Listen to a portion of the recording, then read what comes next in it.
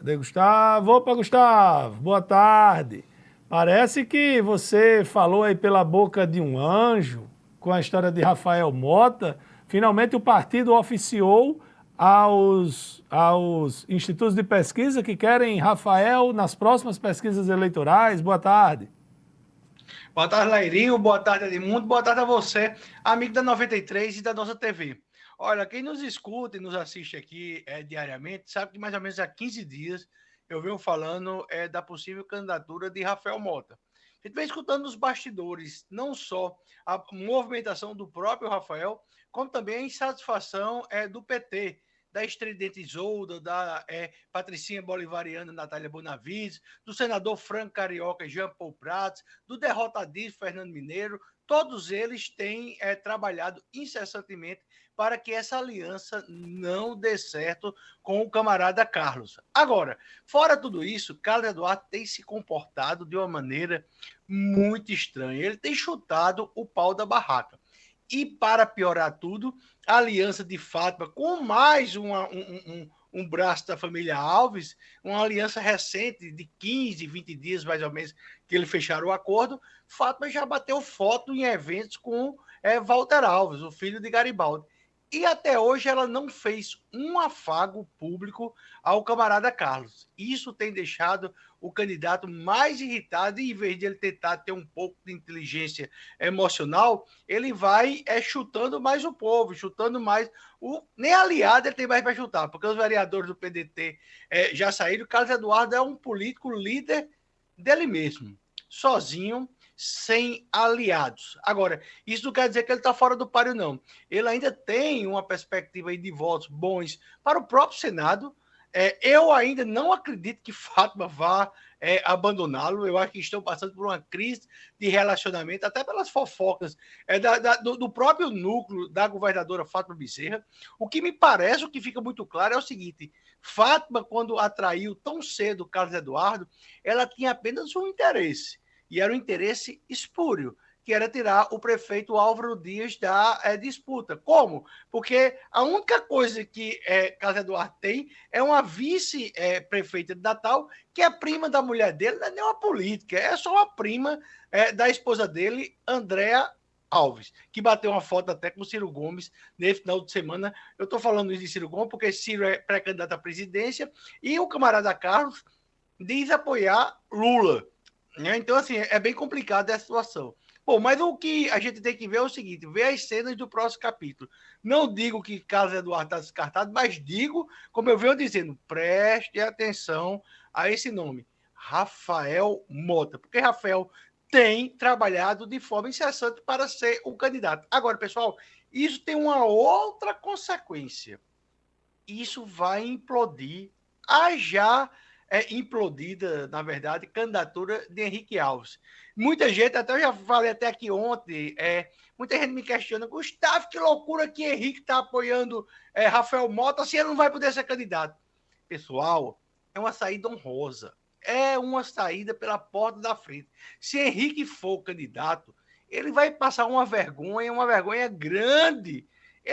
Todo dia eu baixo a votação dele, eu acho que era 40, depois eu passei a achar que era 35, hoje eu acho que ele não chega a 30 mil votos. Então, assim, para Henrique é o melhor cenário, que ele vai dizer: eu não tenho uma nominata, eu não formei uma nominata, Rafael vai para o Senado, eu não posso ser candidato sozinho, eu não vou ter os 180 mil votos. A chapa do PSB, que já tinha o desfalque de Léo Souza, que tinha deixado de ser candidato, já desistiu, já voltou a comandar lá o programa do Hulk, lá no Rio de Janeiro. A chapa do PSB para deputado federal está implodida.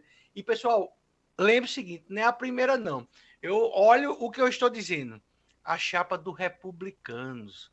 Essa chapa nem existe, principalmente com a situação de Paulinho, que é prefeito de São Gonçalo, que está numa situação. Está muito ruim, Paulinho. Infelizmente, ele está com câncer em estado extremamente avançado. Aí você diz: e Paulinho, prefeito de São Gonçalo, é candidato? Não.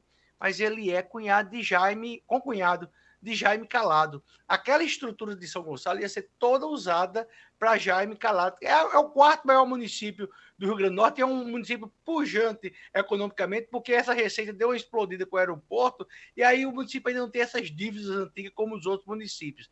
Então, sem essa estrutura, Jaime fica bem fraquinho. Márcia Maia é uma piada, não dá nem para levar a sério a candidatura dela. E aquele menino lá do cabo lá da pesca também não tem esses votos todos. Essa nominada também deve cair. Por fim, olhe o que eu estou dizendo e observe o que eu estou dizendo. A situação de Garibaldi. Me preocupa muito a situação de Garibaldi, que deve ser o não mais votado, ou o segundo ou o terceiro mais votado, mas é um deputado, um candidato a deputado, que tem um potencial de voto muito grande. Também não formou nominata. Você não pode se confiar na mãe de um vereador de Mossoró, não sei nem o nome do vereador, na ex-prefeita de Riachuelo, num vereador de Ceará-Mirim, sabe? Na mulher do doutor Bernardo. Então, assim, essa nominada do MDB também está numa situação bastante complicada para o ex-senador, que ele também, hoje, tem uma posição de votos, mas na campanha ele vai passar por uma situação bem complicada. Qual é? Garibaldi vai ter que provar todos os dias que está bem de saúde e que está forte, que aguenta ir para Brasília, que aguenta passar 4 anos na Câmara. A Câmara que não, é um furdunço, né? Não é aquele céu do Senado, não é aquela tranquilidade, daquela ruma de assessores, gabinete largo, lá na Câmara tudo é apertado, tudo é um muquifo, né? E será que Garibaldi tem condições de ir para esse muquifo? Não sou eu que vou dizer, quem vai dizer é ele na campanha dele. É isso aí, Leirinho. Gustavo, a colocação aqui do Valnei para você. Diz, olha, sobre urna eletrônica. Um exemplo, se você vai depositar uma quantia de dinheiro no banco, tem uma máquina que dá um comprovante, a outra não dá.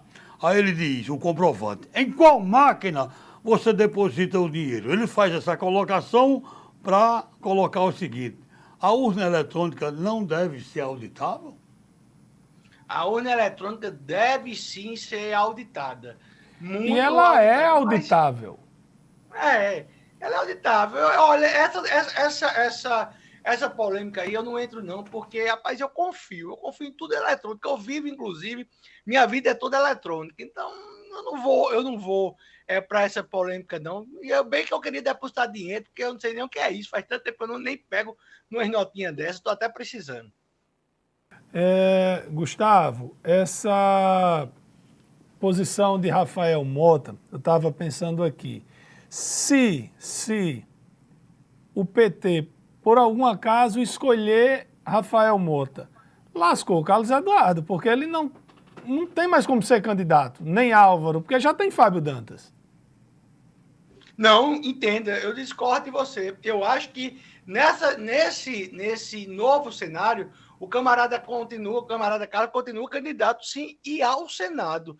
Ele não vai subir para candidato ao governo, não. Ele vai por quê? Porque como vai dividir mais o pão, a fatia, porque o número de eleitores é o mesmo. Mas vamos supor, Fátima com Rafael Mota. Carlos Eduardo continua candidato dele mesmo, porque ele acha que vai ter seus 25%, 30%, que é o que ele tem hoje. E aí ele pode, inclusive, ser eleito. Se divide o bolo, e o bolo dele, talvez, ele já tenha a fatia dele. Observe que não é muito ruim, não. O problema dele é que ele é emocional. Carlos Eduardo, ele não tem nenhuma maturidade, inteligência emocional. Ele é uma bomba sem pavio. E aí eu não sei se ele, com raiva, vai para cima para tentar atrapalhar fato. Eu não sei qual vai ser o comportamento dele. Agora, política, Lairinho, se faz com aliados, se faz somando. Carlos Eduardo tem feito política dividindo, isolado. Nessa pandemia, quando todo mundo estava vivendo, ele mesmo disse, estava isolado lá em casa no Porto Brasil, que é um condomínio do rico aqui de Natal. Então, assim, ele teria que ter dialogado mais. E ele tinha uma liderança. E essa liderança era um contraponto ao antifatismo, né? Ao antipetismo aqui do Rio Grande do Norte. E ele jogou tudo para o alto, na usura de ganhar um mandato de senador sem fazer força. É isso aí. Pois é, tem uma característica que eu vejo muita gente falando sobre Carlos Eduardo, que assim, é muito comum amigos políticos, aliados, sócios, parceiros de comércio, seja lá o que for, de vez em quando se visitarem. né? Um vai jantar na casa do outro, almoçar, uma reunião na casa, e eu já ouvi de várias pessoas dizendo que Carlos Eduardo nunca permitiu que a gente entrasse na casa dele, no máximo até o portão. Por exemplo, eu nunca fui. Carla me disse que quando era vice e era aliada de Carlos Eduardo, ela nunca passou da calçada da casa dele, ela nunca entrou na casa dele, que ela atendia ela lá na calçada. É uma característica dele, né? Ele não tem amigos. Agora também já me disseram uma nova tese, é que as mulheres da família Cortez isolam os maridos dentro da própria família. Aí eu não sei, sabe? Isso aí, sinceramente, eu tenho que julgar o comportamento dele como político, não da família da mulher dele, que elas são possessivas. Aí é outra situação. Se ele deixa ter esse comportamento, é o problema dele. Agora, ele hoje está isolado. Agora, que ele também foi usado, foi. Isso aí eu não tenho certeza, porque agora Álvaro não pode ser candidato. E Álvaro, eu sempre disse que Carlos Eduardo estava melhor nas pesquisas, tudo mais. Olha, o nome forte para disputar é Álvaro. Carlos Eduardo já está afastado do governo, Carlos Eduardo ele não interage, ele não recebe uma ligação de um prefeito. Tá aí ele nessa situação, queimou a largada, se lançou muito rápido, foi para os braços de Fátima com muita sede, não tomou uma posição que ele era para ter batido um pouco nela, para depois ir para ser valorizado, não teve essa valorização, e aí tá.